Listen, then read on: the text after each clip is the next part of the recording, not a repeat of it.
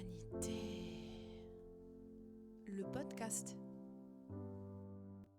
Pour ce 3e épisode, aujourd'hui on va parler de la joie. Et ce que j'aime bien faire, pour des mots qui ont un grand sens et qui sont larges d'interprétation, j'aime regarder son étymologie, son histoire, pour comprendre sa racine, pour comprendre sa naissance. Et en fait, le mot joie, il vient de l'ancien latin gaudium, qui veut dire se réjouir. Mais je pense que c'est bien plus qu'une histoire de réjouissance, de jouissance. Alors pour aller plus loin, j'ai cherché d'autres clés. Et je suis tombée sur le mythe des charités dans la mythologie grecque. Et vous connaissez mon amour pour cette langue, ce pays et son histoire tellement riche.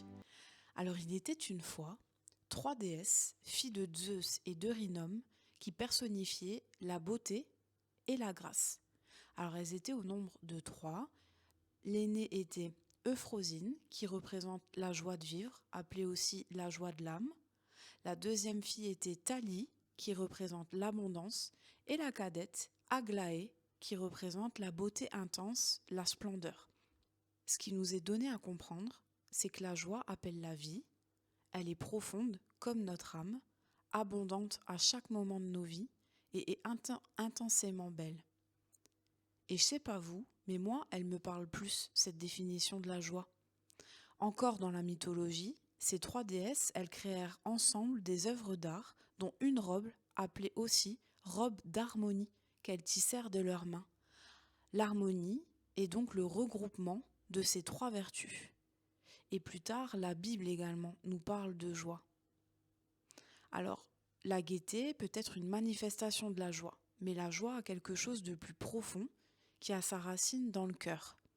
La gaieté est plus éphémère, la joie est un sentiment de l'âme, dans une satisfaction plus pleine.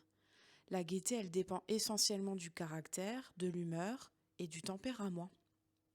La joie, elle serait donc accessible à tous. Mais la joie, c'est peut-être un défi aussi, parce qu'il arrive qu'on ne lui fasse pas confiance. Par exemple, quand quelqu'un nous demande « comment ça va ?» et que nous allons bien. En fait, nous avons peur de répondre « à merveille ». Je vais à merveille. On répond le plus souvent « ça va »,« pas si mal »,« j'ai vu mieux ». Le mal et le mieux gâchent nos joies. Et nos croyances inculquées depuis l'enfance peuvent nous inculquer aussi que rien ne s'acquiert sans peine, pour une joie 1000 douleurs, sans joie pas de malheur, ou encore nos expressions telles que « je meurs d'envie de te voir »,« c'était trop bien », « je m'amuse comme un malade »,« elle est belle à mourir »,« je suis mort de rire », « c'était terrible ». Comme si la joie appelait la maladie, la mort, ou encore que c'était trop d'être en joie. Vous voyez comment tout ça fonctionne dans notre esprit ? Comme si on culpabilisait de prendre du plaisir, de la joie.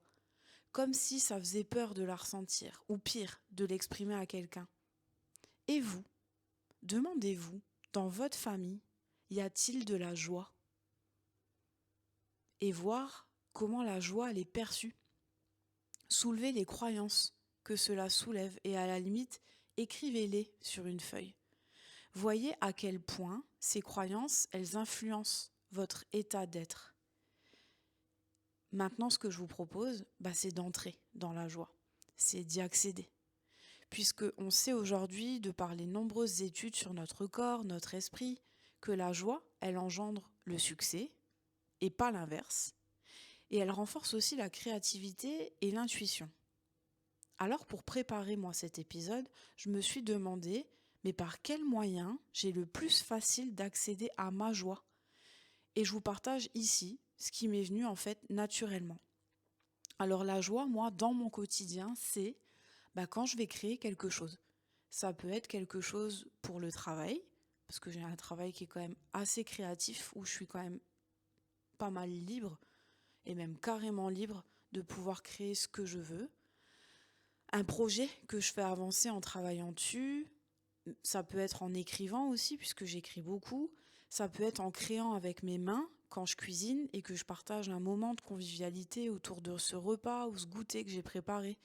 Et finalement, je me suis rendu compte que je prends même plus de plaisir à créer pendant le processus que quand le processus il est fini. En fait, c'est le fait de créer qui me rend bien, enfin qui me rend joyeuse. La deuxième chose qui m'est venue quand j'ai pensé à ce qui crée de la joie dans mon quotidien, c'est quand je me connecte à un moment de tendresse. Par exemple, quand on se prend dans les bras avec mon amoureux et qu'on reste un moment comme ça.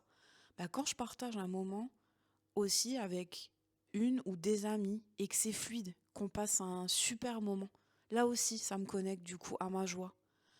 Un autre exemple, quand je sens un changement se produire dans mon corps, mon esprit, suite à une prise de conscience, puisque moi j'ai choisi de suivre le chemin de la connaissance de moi-même, c'est un sentiment que j'arrive pas à décrire avec des mots, mais c'est comme si une partie de moi se remplissait encore. Ce sentiment, c'est un sentiment profond d'alignement et de bien-être. Et enfin, c'est aussi la joie dans mon quotidien quand je me connecte dans les émotions avec les gens qui m'entourent et même des inconnus. Et le meilleur exemple, ça m'est arrivé hier. J'ai regardé dans un bar avec mes proches la finale de la Coupe du Monde. Et avec les ascenseurs émotionnels qu'il y a eu tout le long du match, on était en fait en communion totale avec les gens autour de moi, de nous. J'ai parlé avec des jeunes qui étaient à côté de moi, mes proches y parlaient aussi, ils commentaient avec des parfaits inconnus. Il y avait des rires, il y avait de la communion et c'était super beau. Moi, ça me rendait vraiment reconnaissante et profondément heureuse en fait de ce moment. Alors je pense que pour une joie pérenne, je pense que c'est le rassemblement de plein de facteurs qui font que, sur la durée, tu te sens relativement en joie et que tu vois plus facilement, plus naturellement, je dirais, le verre à moitié plein. Alors ce serait quoi, pour toi, la liste des choses qui font te sentir en joie dans ton quotidien et par quels moyens tu y accèdes? Tu verras que bien souvent, c'est pas des trucs de fou, c'est des choses qui sont à ta portée. Tes réponses que tu auras exprimées, elles seront toujours à ta portée. Et je crois que si tu les suis au plus possible, tu agrandis ton espace à l'intérieur. Tu te donnes de la place et de l'espace pour plus de joie, pour un état de bien-être général, pour voir ton verre à moitié plein. Alors certaines personnes te diront que tu peux pas être positif tout le temps, mais en fait ça n'a rien à voir avec la positivité. C'est de voir la réalité. Je la nie pas, je décide juste de la voir en fonction de comment je peux agir et me sentir face à elle. Redevenir en fait pleinement actrice et acteur de mes agissements créera forcément un appui solide sur lequel je peux me reposer et qui durera dans le temps. Alors, après tout ça, je vous souhaite une belle méditation sur la joie, de belles réflexions. Je vous souhaite une belle journée, une belle semaine avant les fêtes de fin d'année. Prenez au plus soin de vous, reposez-vous au plus, protégez votre foi aussi. Et je vous dis à bientôt pour un dernier épisode pour le mois de décembre.